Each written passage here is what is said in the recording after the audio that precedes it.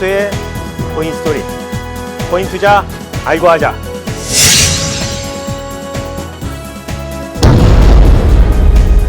지난 시간에 탈중앙 문제에 대해서 말씀드렸습니다. 뷰테린은 탈중앙화와 확장성, 보안 문제와 섞어서 세 가지 난제라는 뜻에서 트릴레마라고 정의하고 풀릴 수 없는 난제라고 했습니다. 뷰테린은 풀릴 수 없는 문제라고 했지만 이에 도전한 사람들은 다수 있습니다. 그들은 나름 그럴듯한 대답들을 내놓았는데요.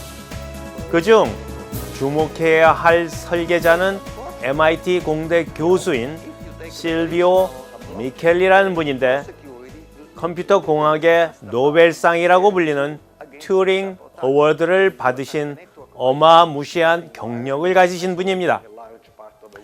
이분이 설계한 것은 순수 지분 증명 방식이라고 하는 해결책인데 비트코인을 수백 배 뛰어넘었다고 논문에서 자랑했습니다.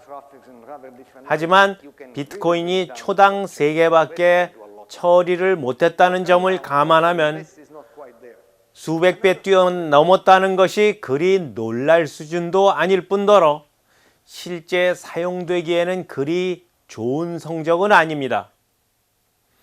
미켈리 교수가 개발한 코인의 이름은 알고랜드라고 합니다. 관심 있으신 분들은 주목하셔도 좋습니다.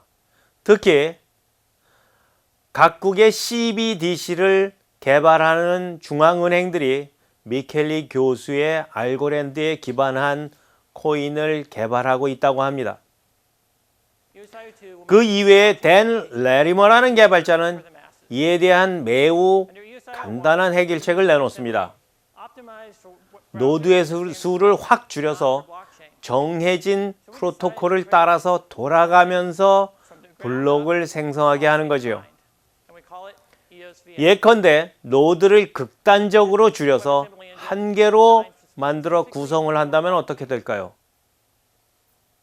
이렇게 네트워크를 구성하면 블록체인은 중앙화되는 것이긴 하지만 보통 중앙화된 서버에서 서비스를 받듯이 빠르게 거래 건수를 증가시킬 수 있게 됩니다.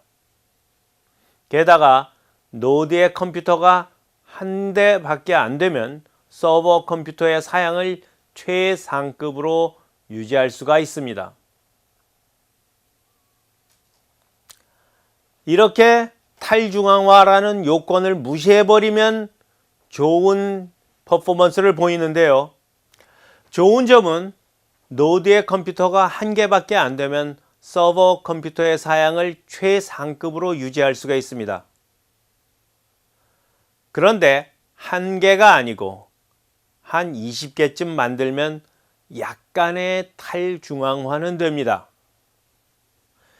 댄 레리머의 해결책은 다소 허망하지만 트릴레마를 해결했다고 할 수는 있습니다.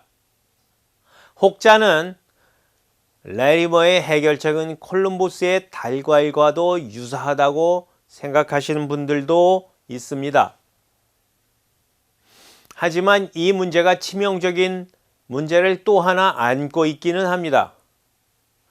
그 첫 번째 문제는 블록 생성자가 중앙화된 노드를 운영하는 사람들이라는 것이죠. 이들이 소수에 불과하니까 네트워크를 사유할 위험이 있습니다. 고래들 소수에 의해 사유화되고 과두 독재가 될 수 있는 것이죠.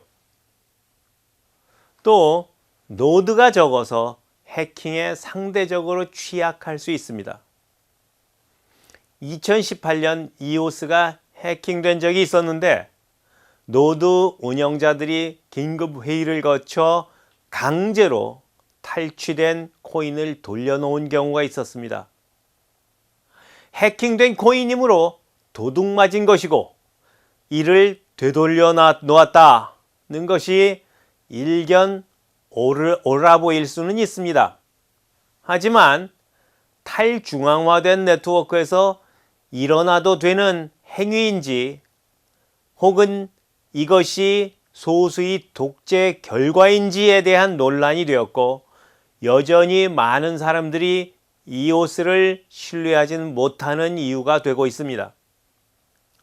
이오스는 소수의 블록 생성 고래들이 네트워크를 소유하고 있을 수 있다는 점은 기억해 두어야 할 일입니다.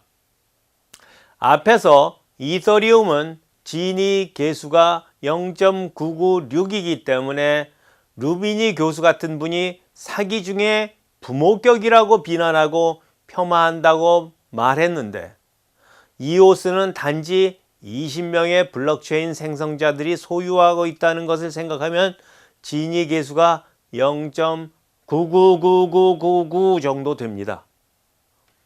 루비니 교수의 기준으로 보면 전혀 용납되지 않는 형태의 코인인 것이죠. 이런 단점이 있음에도 불구하고 이오스의 팬층은 두텁습니다.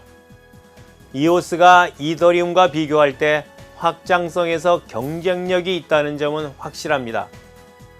다만 탈중앙화라는 개념에 충실하지 않다는 점은 큰 단점입니다. 이오스의 팬들은 서로 인사할 때 이맨이라고 한답니다. 저도 팬이라고 할 수는 없지만 이오스를 약간 갖고 있는 사람입니다. 그래서 오늘 작별 인사는 이맨으로 끝맺겠습니다. 여러분, 다음에 뵙겠습니다. 이맨.